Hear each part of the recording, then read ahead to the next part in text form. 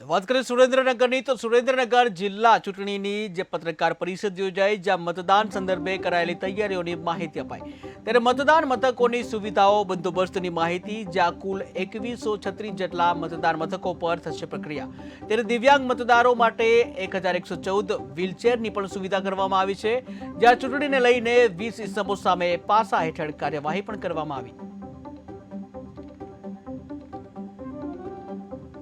એ ઉપરાંત ખાસ કરીને છેલ્લા જે 16/3 થી આપણી જે ચૂંટણીની જાહેરાત થઈ અને એ પછી એ મતદારોને જાગૃત કરવા માટેના જે કેટલાક કાર્યક્રમો એ ચૂંટણી પંચ દ્વારા આપવામાં આવ્યા, મુખ્ય નિર્વાચન અધિકારી શ્રી દ્વારા જે આપવામાં આવ્યા એની વિગતો પણ ધ્યાને મૂકી અને ખાસ કરીને 7 તારીખે જે આપણી આગામી ચૂંટણી એનો દિવસ છે એમાં વધુમાં વધુ મતદારો એમાં આવે અને આપણા સુરેન્દ્રનગર જિલ્લાના મતદારની ટકાવારી એ ખૂબ ઓછી જાય એના માટેના પ્રયત્નો એ ધ્યાને મૂક્યા।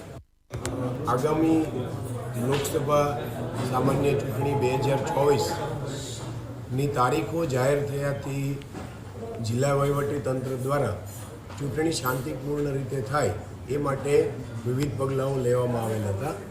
એ પૈકી જિલ્લા પોલીસ તંત્ર દ્વારા 16,000થી વધુ લોકો સામે અટકાયતી પગલાં લેવામાં આવેલ છે। 20 લોકોને જિલ્લા કલેક્ટરશ્રી દ્વારા પાસાનો ઓર્ડર કરી અને એમને વિવિધ જેલોમાં મોકલવામાં આવેલ છે। 4 ઇસમોને તડીપાર કરવામાં આવેલ છે।